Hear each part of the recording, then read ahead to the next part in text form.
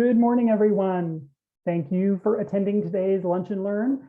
We're going to get started with, in just one moment, we're going to let some more people join the remaining registrants. Just a little bit of housekeeping as we get ready to get started today. I'm Tim Hawk. I'm a VP of Talent Strategy at NAS Recruitment Innovation. NAS is a recruitment marketing firm headquartered in Ohio with 75 years of experience in the space. We have a wide variety of clients, everyone from massive restaurant brands to many of the nation's premier healthcare organizations.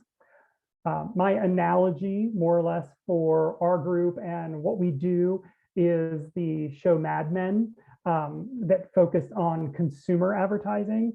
We're very similar in that we focus specifically on one niche of advertising, the recruitment space, but without the day drinking and in-office smoking that was on that show, with one of the main characters on that show, I would say. I have 25 years of experience in the space. Over the years, I've worked for recruitment marketing firms as well as on the client side on TA and sourcing teams. For 10 years prior to joining NAS, I worked in a recruitment startup tech space, and I had NAS as a client. So I'm very happy to be here and love the team that we work with. My co-presenter today is Susana Lopez. She has 15 years of experience in recruitment and technology industries, partnering with orgs across the United States, mainly in healthcare and financial services. Prior to that, she worked for 11 years as a hardware manufacturer.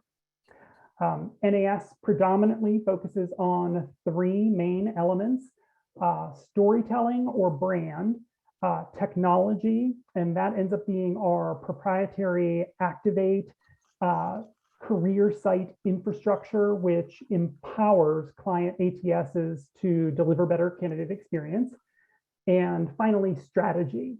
Strategy includes our proprietary programmatic tool, as well as social media campaign and management, plus all things digital, search, retargeting, and geofencing. As questions come up during the presentation today, please feel free to chat them to my colleagues and we'll attempt to address them all at the end. Let's get started. Here is our agenda for today. Ron, can you advance us there? Yes, I wasn't clicking. Oh, no problem. Okay.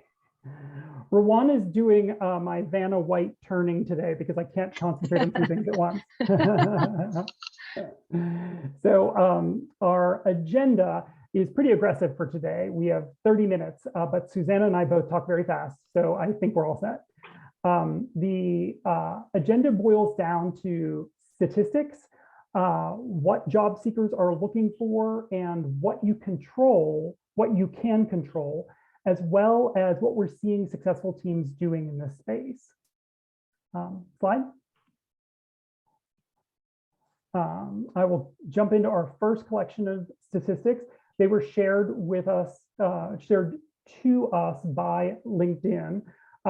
Yes, hiring continues to rise, but at a slow-ish rate. We're 2.2% higher in the most recent month reported than the month prior. In comparison to last year, though, we're 30% higher. But it's important to remember where we were last year. As everyone remembers, it was a total debacle. Everything but frontline employees and employers were in a bit of a frozen state during that period of time. There were a number of layoffs, et cetera. It was zany for those frontline groups. You all know we're additionally currently in the midst of some churn.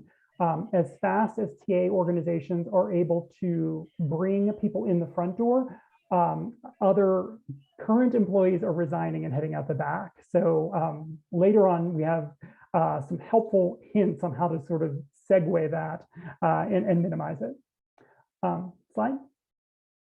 A few industries are really crushing it right now. Those are arts, education, and consumer goods. Those jobs range from everything from graphic designers to teachers to manufacturing the stuff we buy, sell, and export. That said, keep in mind, the ports are a bit of a mess right now. Yikes, I know that everyone on this call thinks, you hear those stories on the news about how bad the ports are, and you think, okay, recruitment is really the answer. We need to get on that. By the numbers, it looks like we are just about back to and better than pre-COVID levels, sort of across the board. And we're continuing our upswing. So, that all said, we are in a really competitive market right now. Slide. Again, it is important to sort of see where the growth and some of the most aggressive challenges are taking place, and that's major metropolitan markets. As we look at some of the markets that are really doing well, we see teams that and geos that are really competitive back and forth with each other. Slide. As we get into this next slide, it is from the USPLS, and it tells us that much of the churn we are seeing and the movement is based upon money, flexibility, and a lack of employer empathy. The lack of employer empathy is a theme that has come up in surveying for years and years and years. But now that we're in a much more candidate-driven market, we're seeing a real earnest need to address that in your mission, employment brand, and your EVPs. Additionally, noting what benefits are, as well as scheduling flexibility and the like are very important. At the bottom of this slide is a really important statistic, two statistics. 29% of employees are leaving their current jobs because of a lack of growth. The second statistic is that 77% of candidates define their career growth as a salary increase. So if we're reading between the lines there, in many cases, it's time for organizations to do salary surveying and competitive research in relation to what your market can sustain in relation to hourly rates as well as salaries, et cetera. Don't be the low-paying organization, or the revolving door will just keep spinning at an ever-increasing rate. Slide.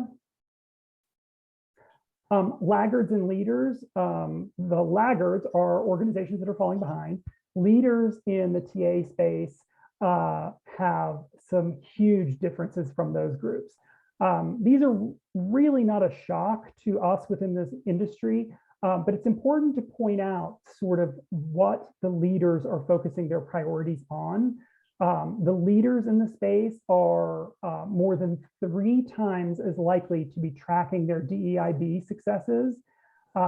Also, they are more than twice as likely to increase the use of employee referrals in the near future. They're planning on increasing employee referrals.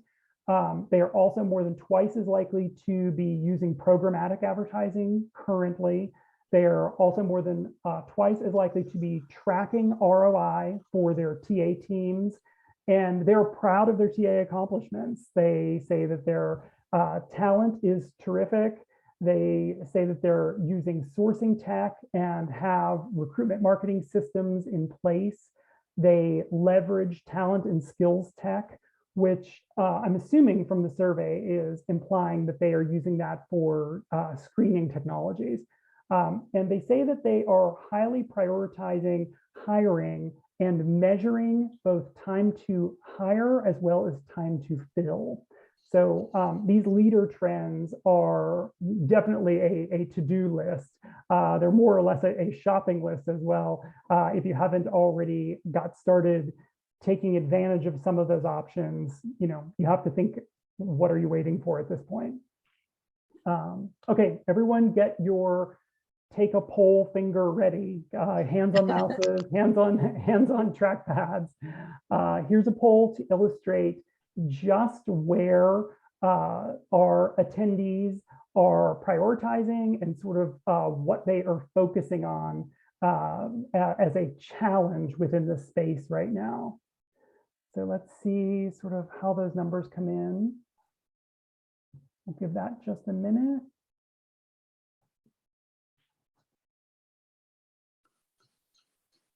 It's sort of like a race car situation here where people are pulling ahead. Really seems like it. People are pulling ahead, behind, etc. We have two trends, two clear trends. We're Yeah. really close. It's getting stable. Yeah. It's going to be a photo finish here. Let's bring it to an end here pretty quickly. We're looking at employment branding and EVP development and recruitment media. So recruitment media, I mean, I personally understand what organizations are going through. I have worked at a programmatic provider in the past, and I sort of recognize where we are at challenge-wise in this space. And from an employment branding and EVP development standpoint, it is significant to sort of see organizations interested in improving that. Now here's Susanna to address some of what you can control today and some of what we are seeing in the marketplace with successful TA organizations. Thank you so much, Tim. So that was a great framework. This takes us directly into, okay, this is what's happening right now all across the board, all across different industries in the United States, but what can we do as TA professionals? And what we are recommending our clients is just focus on what you can control. The number one thing you can control is your employer brand, how you present yourself to potential candidates. Along those lines, it might be obvious to say, but you have to present yourself in a positive light to candidates that want to apply to your jobs. So the information you share, very important. The benefits you offer to your candidates, those should be up front and center on your website, on your job descriptions. If you have flexibility around scheduling, remote options, all of those are very important to candidates right now. And that might be the difference in between choosing your company or choosing another company. Another thing you can control, your media strategy, how you get your message out there. Once you determine what your employer brand is and the information you're going to share, which avenue are you using to share that? Your sourcing technology, your ATS systems, if you have your career site, how you utilize that and the analytics that you might get from those sources is very important, and you can control that. Who you partner with NAS or with other organizations that are going to help you get your message out and find candidates. And also, once you find candidates, your employees are very important. You should try and protect your employees. And if you have any KPIs that need being changed or implement new KPIs, those should be clearly communicated to your team. Next slide, please. So now that we're getting to the end of the year, this is becoming very important. Most of the clients that we are talking to right now, they are in a budgeting frenzy and they're very worried about their brand. So here's our question for all of you listening to this. When was the last time you made a real change, a meaningful change to your employment branding? A lot of clients update their brand, how they sell themselves to potential clients pretty often. But you should do the same thing with your employment branding. It should be clear and it should be refreshed every so often. So focus on your tagline, what your slogan, quote unquote, is to potential candidates. Focus on your career site. It should be easy to use for candidates. It should be really easy to click and find the job that they think they would like to apply to. And very important, your job descriptions should be clear and to the point. Next slide, please. So we're throwing a lot of information at you. We don't want you to panic. We are here to help. Again, it's very important to have the benefits listed for your candidates to see. I was in the recruiting space in technology, which is a very competitive space in the United States. It's very hard to find candidates for technology, good candidates. And many times I actually lost a candidate against another offer because of benefits. So list the benefits, update them if you can update those benefits. Another trend that we are seeing right now all across the board is sign-on bonuses. Our research shows that they're only really working in certain industries. Logistics is one of them, warehouse, e-commerce, and they also work really well when you are pulling a candidate from another company who's a competitor, and maybe they're expecting a bonus midway through the year. Then that's when you can come in with a sign-on bonus. But they only work in certain areas. They don't work all across the board. Next slide, please. So another key point is, where are you going to find your candidates? If you are still using your ATS system to attract candidates and hope that they are applying, candidates really are being found through many different avenues: YouTube, TikTok, mail, direct mail, billboards, even Spotify. So there's a multitude of different avenues where you can get your word out there that you're hiring to attract candidates to your career site and to apply to your jobs. And this is really something you should be doing today. Next slide.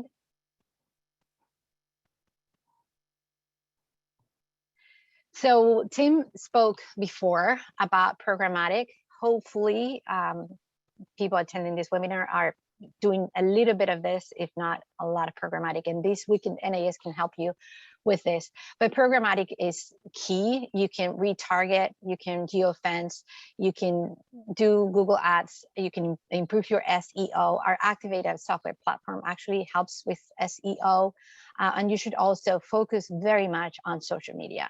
Facebook, having a Facebook page is free. Having an Instagram page, an Instagram profile is free as well. If you don't have those, you should open up an account, and it's easy to manage, and it gets the word out there, and you can find candidates that way, and project your employment branding as well. Next slide, please. So I'm going to mention it again. We are approaching the end of the year. The holidays are around. 2022 is potentially going to be more of this, more of the same. We have 10 million jobs in America open, and we only have 7 million people looking for a job. So even if all those 7 people were matched to 7 million jobs, we would still have 3 million jobs without an employee, without a candidate. So anything you can do, there's never a better time than right now to start really preparing, paving the road for next year so that you start on the right foot. So define your strategies, teach your TA team how to engage with candidates, review whatever you have in place right now, revise, and just put in place something robust that can get you there in 2020. And we are here to help. Next slide. We didn't want to close this webinar without letting you know what we are seeing through some of our clients. Obviously, holiday hiring is always important, always high this time of the year, but these are some of our clients. We work with Ross, we work with Big Lots. They're hiring, obviously, and anybody in retail is hiring in e-commerce as well. Next slide. And we still continue to see, and this is, we work a large portion of our clients are in the healthcare industry. So obviously COVID is important when you're a frontline worker. They're stressing the COVID safety. This has to be reflected on your messaging, on your website, on your programmatic campaigns. But it's not only in healthcare, it's also obviously in restaurant industry. This is something that needs to be up front and center, because a lot of candidates still are concerned about, am I going to be safe if I choose to change jobs or to leave my house and join the workforce again. Next slide. And these are more examples of how some of our clients are really showcasing that they care about their employees. We talked about empathy before. This is part of that empathy. It's not only that you are protecting your employees, you have to tell them that you are protecting them, and you have to tell those potential candidates that they're going to be taken care of, that you care about how they feel, and you care that they are feeling safe, that they work in a safe environment. So some of our clients have a banner, clickable banner, but it's always, we recommend that you put it up there on your career site. Next slide, please. And this is something we have done for clients. This is a very impactful project. We work with a client of ours who's in the healthcare industry. We help them hire 90 nurses in 90 days. This is not only valid for healthcare industry, we can do it for any of our clients. It's a combination of different avenues. So we do media, programmatic, design websites, and then help with the gathering of the information, the talent network, so that your recruiters can actually pull out candidates and call them and text with them.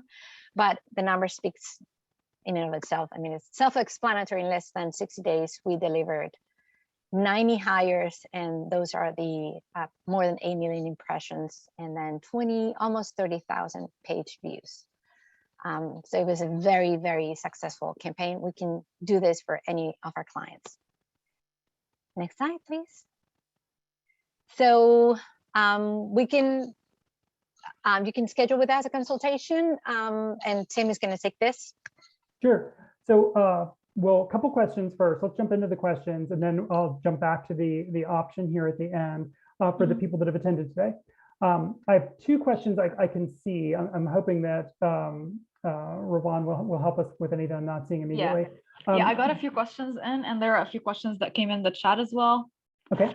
So should we start with, yeah, do you want to start with Julie's question? Yeah, I see Julie's there. Yeah. So her question is, if sign-on bonuses are only working in logistics, warehousing, and e-com, what does that mean for exactly where it's not working? Her question is, does it mean candidates accept and leave positions, or they don't accept a role at all? We actually are seeing two answers there, and they are what Julie has alluded to. One, candidates not applying at all. The sign-on bonus is not an enormous draw for the vast majority of candidates.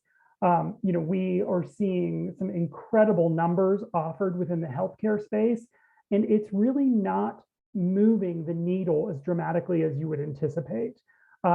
So a lack of applications is one. The second is that candidates come on board. They were already anticipating transitioning to another job. They come on board, take the sign-on bonus, and then only wait until the window of commitment to retain that sign-on bonus or get the last payment is met, and then leave and go to another organization. It is not as much job hopping as we see people currently using those bonuses to more or less motivate their career progression, because we're seeing such incredible transition and changes in the workforce.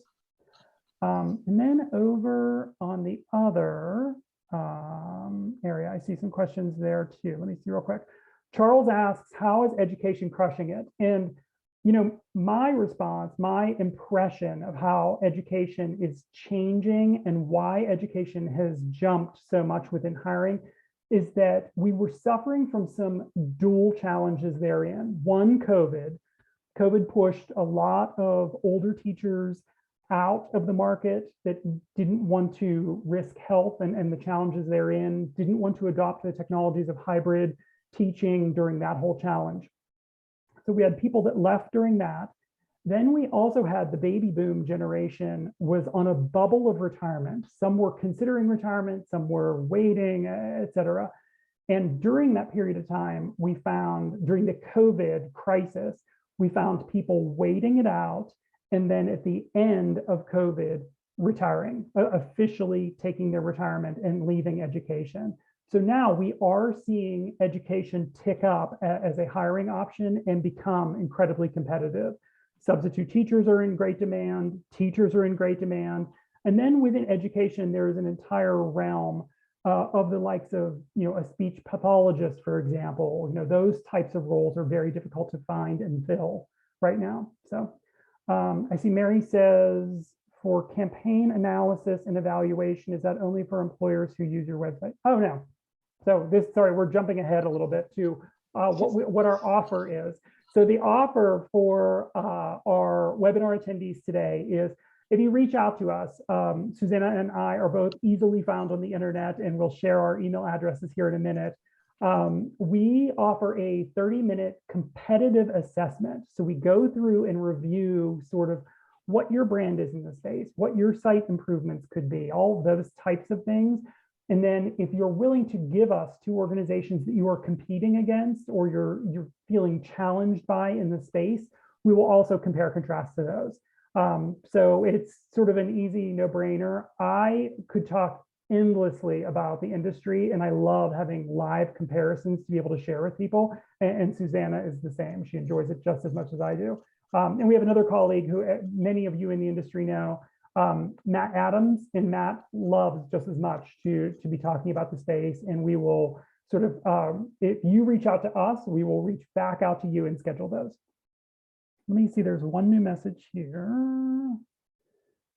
Question 1, are you going to email us a link of the slides? Yes. Question 2, we hire in very rural, well, we'll also send you a link to the recorded video. We hire in very rural locations across the United States, exhausted the entire Indeed resume database. We've tried other major platforms, but most candidates aren't on it. Our candidates are mostly unskilled and not on LinkedIn. Where else would you recommend? Proactive. So this actually, sorry, I'm skimming that as well. So this actually goes back to Susanna's earlier slide that talked about new areas to be advertising. So in a lot of spaces in the country, Billboard is coming back, which, I know is unheard of, but, Billboard gives you proximity to the employment. If the individuals are driving by, they know where you're located. So it is less of a challenge for them. In relation to Billboard, keep the message very simple, very straightforward, call to action, prominently called out. So whether that is developing out a simple landing page, jobs at ruralemployer.com, or whatever that ends up being, you have to make it very simple to relate to. At one point, I think the rule was under 8 to 10 words. So under 8 to 10 words in your messaging, and then prominent call to action. And I have something, just a quick thing, a quick tip that might work. And it's possible that you have tried this out, but if you reach out to your local high school, they might be able to, I don't know if high school students, you mentioned it's unskilled, you might be able to have like a bridge training program or something if you partner with your, I know that my local high school where I live, they train kids who want to get into cars and fixing cars. So there are some partnerships there. I don't know if you have or your community college. Those are avenues where you might actually get some, at least pipeline candidates that way. So that is powerful. And then a couple sort of really simple things that organizations sometimes overlook are, everyone has a local unemployment office, even in rural areas. You will likely find that if you are putting together the ability to have a one-sheeter that you post within that organization with an easy call to action, something that people can take pictures of, phone, take away QR codes and the like. Beyond that, in many rural locations, things like satellite radio are a really terrific option to pursue. I know that I am never, ever listening to satellite radio that I don't hear an Indeed ad, a Zip ad, a Walmart looking for drivers ad. So, in many, many of those locations, satellite radio is really powerful. So, sound is going in and out. I apologize, Maria. I'm hoping that's not both of us. And I'm hoping that you will get a copy of the recording and it will be good for you. Sorry about that. I have a new question that came in the Q&A. Sure. Yeah, about startups. So startups widen the candidate pool globally and are providing candidates a lot more freedom over the work, flexibility, especially around work-life effectiveness and qualifications. How are companies raising the bar to compete against these startups?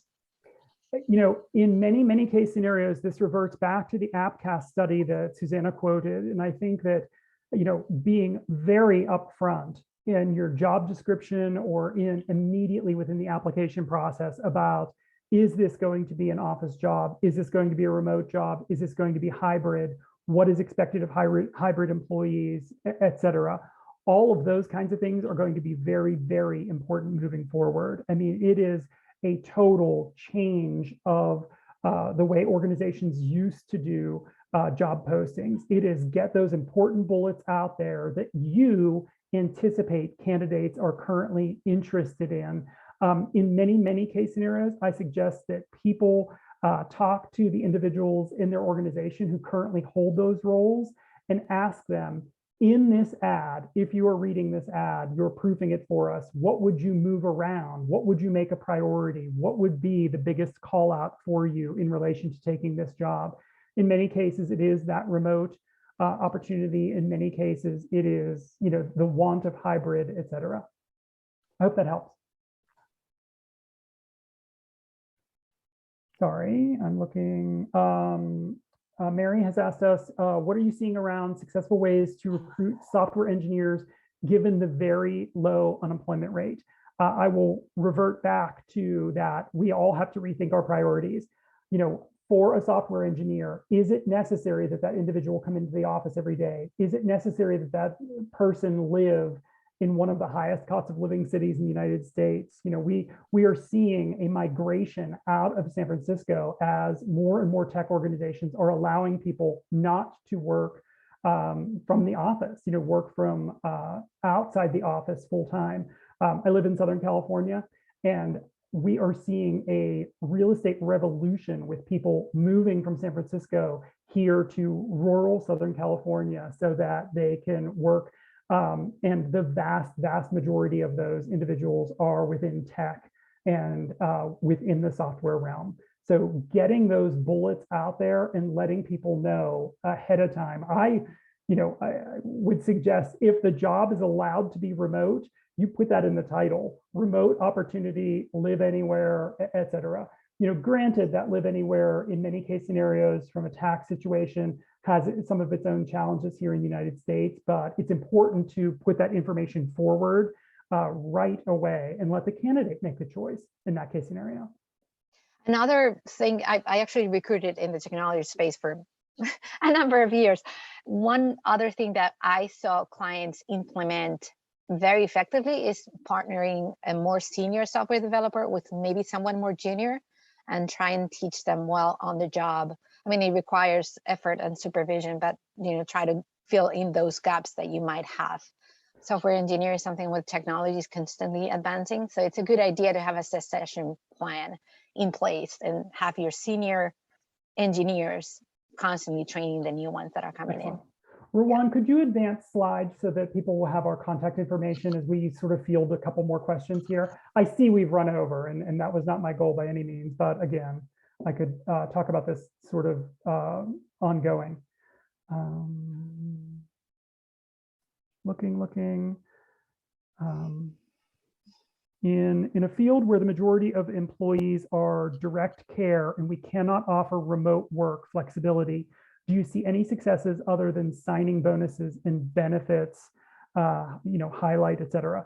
In that case scenario, focusing, I see what you were saying there, but focusing on what those benefits are going to be in many, many case scenarios, you could be targeting some of the individuals that are transitioning out of the healthcare spectrum right now because of what we are seeing from post-COVID want of withdrawing from day-to-day sort of ER work. In many, many case scenarios, those individuals in those markets, individuals are looking for different opportunities. And if you're doing direct care, I'm reading that as home health and the like, that could really be a terrific focus for you, being able to reach those individuals outside of their current employer and draw them away a bit. One thing that I love to focus on in that case scenario is geofencing. Geofencing allows you to really focus on one individual area. As you hear things like, the city of Dallas is having a lot of resignations because people were so overworked within the healthcare sector, et cetera. if you're able to find an organization that will allow you to geo-focus your advertising, you're eliminating the waste outside of the Dallas region, and you're really able to focus on those organizations and those individuals within those organizations. In many, many case scenarios, geo-focusing can be as targeted as block by block within areas for mobile users and the like. So it's a very interesting sort of high-tech way of doing it. Were there other questions? I have a quick suggestion for that one as well. Another thing that's very important is understanding the employees that are working for you, that are loyal to you. Why are they still loyal to you, and are they still working for your organization? Finding those value propositions, what they find value in working for your company, and getting candidates that are going to enjoy that value proposition. I think that would be the best avenue. We can help out with like surveys so that you really understand, okay, my employees work for me, for my organization because of this. So potentially candidates that are out there that are looking for this, if they know that this is what we offer, they're going to come to us. So, and in many, many case scenarios that, sort of falls under the realm of brand research.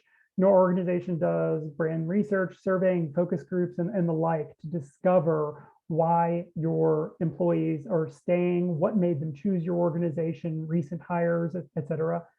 I also see a question from Virginia. Startups widen the candidate pool globally and are providing candidates a lot more freedom over work, flexibility, especially around work-life effectiveness and qualifications. How are companies raising the bar to compete against these startups? In many, many case scenarios, I hope this isn't the same question I answered earlier, but I will touch upon it again. The incredible flexibility within PTO, the ability to allow workers to work whatever hours they are interested in.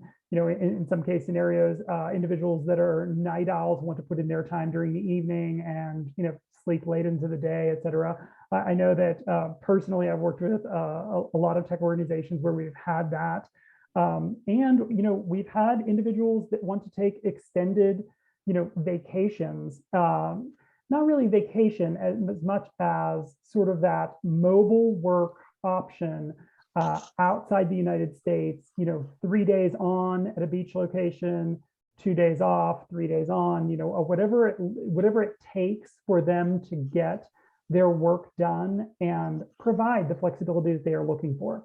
In some cases, that is not an option. In many, many cases, we are only currently limited to the hours and locations and all of those types of things that are rigid and are eliminating some candidates from the application process because of what we've done historically.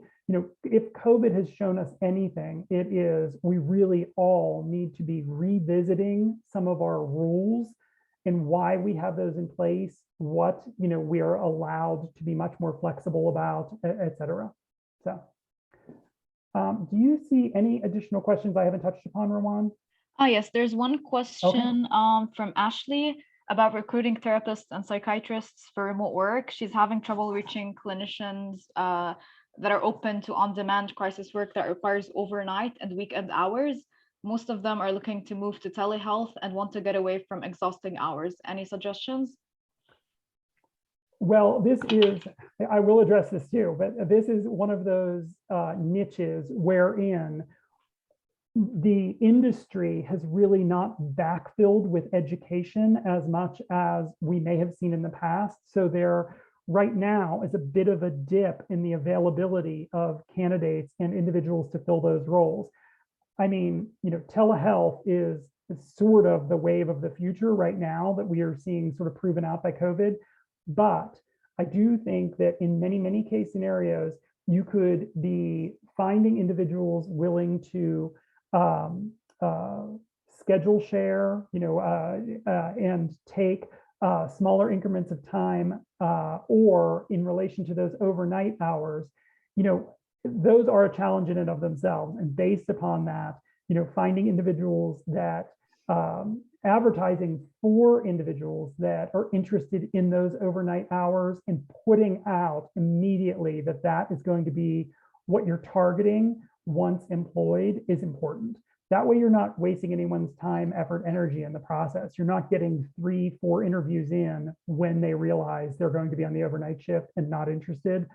Definitely put that out there as much as you can in your outbound recruitment marketing. And then from that standpoint, begin the process of getting them ready for what that is going to be. But I do definitely think that in that case scenario, the potential for sharing, job sharing is an option that we, in some case scenarios, have seen work very well for clients. Another potential avenue for this is distancing yourself a little bit for actually finding the person and trying to market your company. We have a medical provider that works in a very rural area, and they have to relocate a lot of their doctors and nurses to that area. And we actually help them out with the YouTube video, beautifully put on the area, watching the area, the trails, everything. So they are attracting a lot of people who are interested in living a more relaxed, even though they are in healthcare, and in and of itself that's stressful, but they have this availability of trails and streams, and they can go hiking, and people who are interested in living that lifestyle and getting out of the city life. That's how they're getting a lot of candidates. So you probably should talk to us, and we can find something that would appeal to people. There's always a messaging that's the right way of going about finding these people. I'm sure that people exist. It's just that the messaging is not getting to the right people. Any other questions, Rowan, or can we wrap it there? No, that's it. Let's wrap up, and we encourage everyone to send any extra questions to you guys or to the follow-up email that I'll be sending with the recording and slides. Excellent. Thank you very much. Thank you, Rowan, for handling slides today. No worries. Thank you, guys. Thank you for co-presenting Thank you, everyone. with me, Susanna, and thank you, everyone, for attending.